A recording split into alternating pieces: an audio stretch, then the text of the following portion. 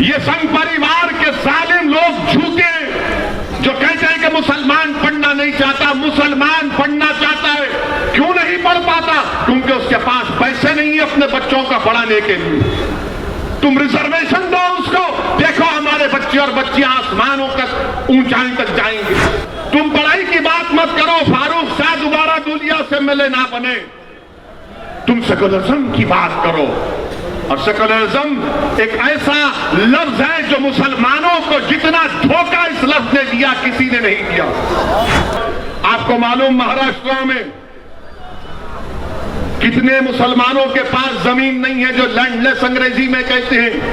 83% Muslims के पास जमीन नहीं है, लैंडलेस है। कितने मराठाओं के पास जमीन नहीं है? 8% और 83%। बताओ आप, ये कौन सा इंसाफ है कि शरद पवार का दिल सिर्फ मराठाओं के लिए धड़केगा? क्या उद्धव ठाकरे का दिल सिर्फ मराठाओं के लिए धड़केगा?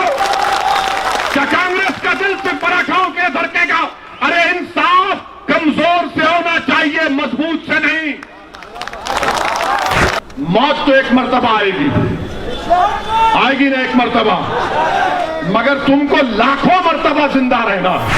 बताओ, दलितों में, आदिवासियों में, अपर कास्ट में, हिंदू भाइयों में, क्रिश्चियनों में, जैन में, इन सब में तरक्की हुई है क्या? उनका बेटा अपने बाप से आगे निकल गया, और अगर कोई नहीं निकला तो मुसलमान। जिस दिन भारत का मुसलमान अपनी एक सियासी ताकत को बना लेगा, अपनी एक पॉलिटिकल एम्पावरमेंट, अपनी एक पॉलिटिकल लीडरशिप को बना देगा, याद रखो उस दिन नाइंसाफी के दौर का खात्मा होगा।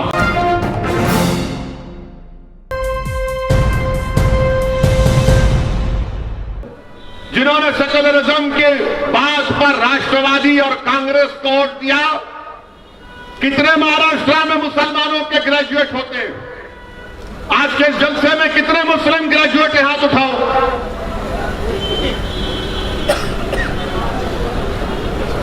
तीस भी नहीं है। इतना बड़ा जलसा और 30 ग्रेजुएट नहीं है। आप सोचो फिर। गवर्नमेंट का डेटा कहता है कि महाराष्ट्र में ग्रेजुएट मुसलमान खाली 4.9 है। हिंदू भाई कितने? 8.9। क्रिश्चियन 22%। ओवरऑल पूरे महाराष्ट्र में 8.7 है, जिसमें आप खाली 4.9 है। मेरे अजीज दोस्तों और बुजुर्गों, और फिर आप देखिए हमारी बर्बादी का डेटा ये कहता है कि कितने मुसलमान ड्रॉप आउट होते हैं, कितने मुसलमान ड्रॉप आउट होते हैं। आपको मालूम, महाराष्ट्र में प्राइमरी स्कूल में सिर्फ 22% मुसलमान बच्चे और बच्चियां 22% एडमिशन लेते हैं। यहां पर हमारी मां और बहनें बैठे हैं, यहां पर साहब औलाद लोग बैठे हैं। क्या आपकी ख्वाहिश नहीं है कि आपका बच्चा स्कूल में पढ़े? क्या आपकी ख्वाहिश नहीं है कि मुसलमान बच्चियां स्कूल में पढ़े? सिर्फ 22% पढ़ते हैं, और जब मिडिल स्कूल को आते तो गिरकर वो 13% हो जाता है। प्राइमरी में 22, मिडिल में 13, और मैट्रिकुलेशन सेकेंडरी में आते आते 12% होता है। हायर सेकेंडरी इंटरमीडिएट में 7.1%, और ग्रेजुएट 4.9। यानी 22 से शुरू होकर ग्रेजुएट होने तक खाली 4% पे आ जाते मुसलमान। आप रिजर्वेशन नहीं देंगे? क्यों नहीं पढ़ रहे? मुसलमान पढ़ना चाहता है। ये संघ परिवार के जालिम लोग झूठे जो कहते हैं कि मुसलमान पढ़ना नहीं चाहता, मुसलमान पढ़ना चाहता है। क्यों नहीं पढ़ पाता? क्योंकि उसके पास पैसे नहीं है अपने बच्चों का पढ़ाने के लिए। तुम रिजर्वेशन दो उसको, देखो हमारे बच्चे और बच्चियां आसमानों तक, ऊंचाई तक जाएंगे। मगर आप नहीं करना चाहते। ये तमाम के तमाम लोग, ये तमाम सियासी पार्टियां जिनको तुम आज भी अपने दिल में सोचते हो कि मंजलिस है, मगर ये कैसा करेंगे? अरे अब तो खोलो अपने दिमागों को, सुनो मेरी बात को, निकालो अपने दिमाग से इन जालों को। क्या तुम नहीं चाहते कि तुम्हारे बच्चियां, तुम्हारी औलाद पढ़े? 22% प्राइमरी में एडमिशन और ग्रेजुएट से 4.9। कब तक सेकुलरिज्म की बात कर रहे हो? एजुकेशन की बात करो, इंसाफ की बात करो, राइट की बात करो, हिस्सेदारी की बात करो, तभी लड़ाई कामयाब होगी। नौजवानों, मैं तुमसे मुखातिब हूं। नौजवानों, तुम्हारा मुस्तकबिल है कल। आज जो 30, 20, 19, 20 साल के बच्चे हैं, कल तुम्हारी शादी होगी इंशाअल्लाह। करेंगे ना? बैचलर नहीं रहना। जितने हैं सब परेशान कर रहे पूरे मुल्क, समझे ना? घर में जरूरी है, घर में रहे तो मर्द का दिमाग भी हल्का रहता।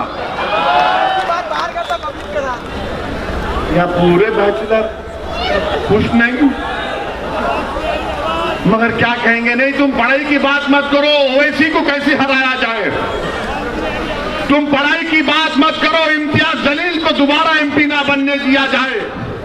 तुम पढ़ाई की बात मत करो, फारूक शाह दोबारा दुलिया से एमएलए ना बने। तुम सेकुलरिज्म की बात करो। और सेकुलरिज्म एक ऐसा लफ्ज है जो मुसलमानों को जितना धोखा इस लफ्ज ने दिया, किसी ने नहीं दिया।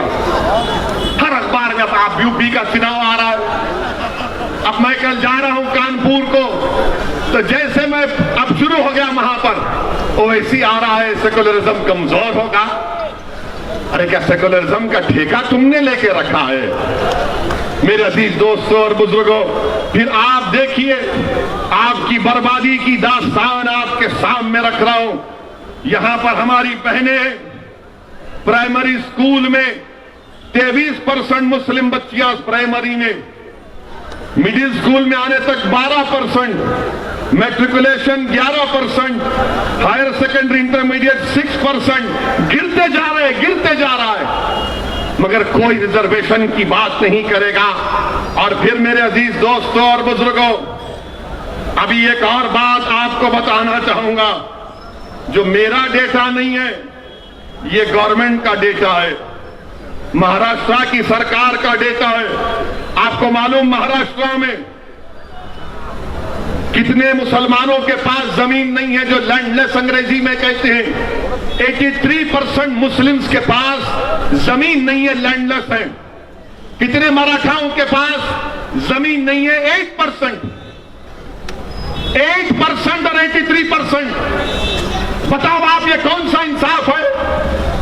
क्या शरद पवार का दिल सिर्फ मराठाओं के लिए धड़केगा? क्या उद्धव ठाकरे का दिल सिर्फ मराठाओं के लिए धड़केगा? क्या कांग्रेस का दिल सिर्फ मराठाओं के लिए धड़केगा? अरे इंसाफ कमजोर से होना चाहिए, मजबूत से नहीं।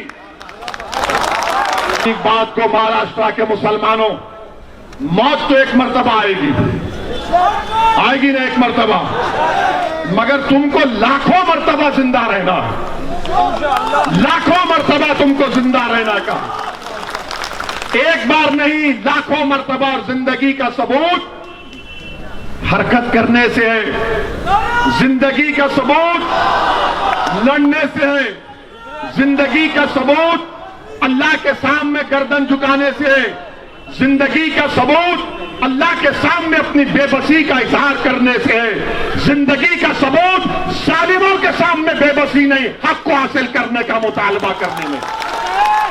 ये काम हमको करना है और आप और हम मिलकर करेंगे। जब महाराष्ट्र के मुसलमानों को इंसाफ मिलेगा, तभी तो सही इंसाफ होगा। भारत से, भारत की जमहूरियत से भारत की जमहूरियत मजबूत होगी। सुनो, मुंबई के और महाराष्ट्र के मुसलमानों, अंग्रेजी में इंटरजेनरेशनल मोबिलिटी एक लफ्ज है, इंटरजेनरेशनल मोबिलिटी एक लफ्ज है। और वो क्या लफ्ज है कि क्या बेटा अपने बाप से आगे गया तालीम में, दौलत में, तो जो मुसलमान 1950 और 1960 में पैदा हुआ, उन्होंने अपने बाप, अपने वालिदैन से ज्यादा तरक्की की।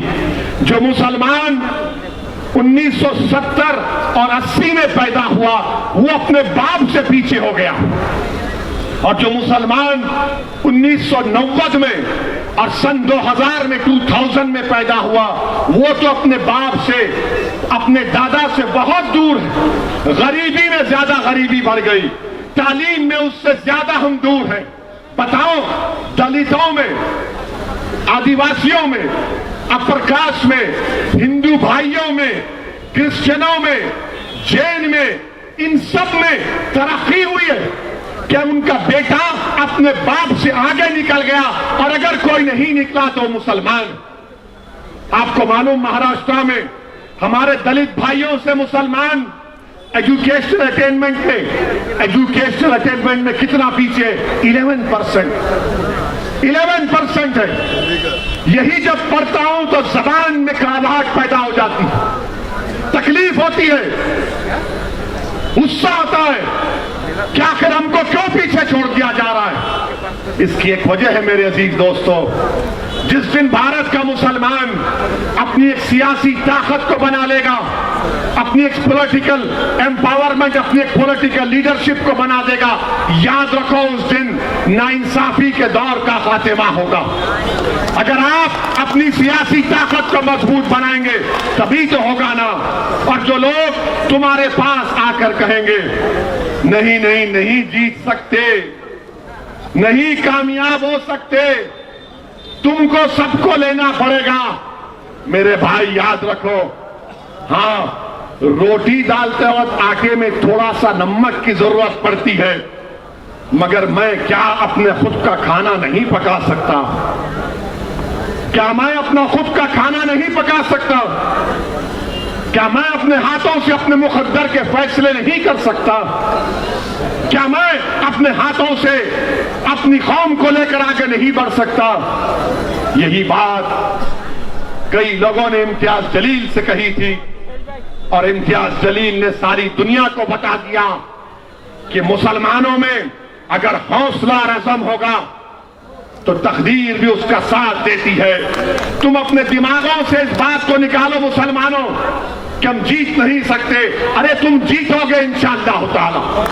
जीत की पहली सीढ़ी है, जीत की पहली सीढ़ी है कि तुम इत्मीनान और एतमाद में रहो कि मैं कामयाब होऊंगा, मैं कामयाब होऊंगा। मैं तुमको बता रहा हूं, मैं जाती तौर पर अपने बारे में बता रहा हूं। हैदराबाद जाकर मेरे दोस्तों से पूछ लो कि मैं अपने बचपने में बेहतरीन पढ़ने वाला नहीं था, मैं 90-80% लाने वाला नहीं था। वो अकबरुद्दीन अवैसी थे जो उस वक्त भी 90, आज भी 99 पर है। मैं उस वक्त भी 50 पर था और आज भी 50 पर हूं, मगर मुझ में एक जिद थी। जब मुझसे कोई कहता कि नहीं हो सकता, मैं कहता था कि नहीं, करके दिखाऊंगा, और वो काम आपको करना है। अल्लाह ने हम सबको काबिलियत दी है। मुसलमानों, सिर्फ आपको एतमाद को पैदा करना है। ये लड़ाई रिजर्वेशन की, ये रिजर्वेशन की लड़ाई आपके आने वाली नस्लों के लिए है। नौजवानों, कल जब तुम बाप बनोगे, इंशाअल्लाह तुम्हारी औलाद होगी, तुम सोचो कि तुम वही चाहोगे कि तुम्हारी औलाद भी तुम्हारी तरह गरीब रहे, उनको उनका हक ना मिले। हक मिलने के लिए मिल के लड़ना पड़ेगा। आप तमाम का बेहद शुक्रिया।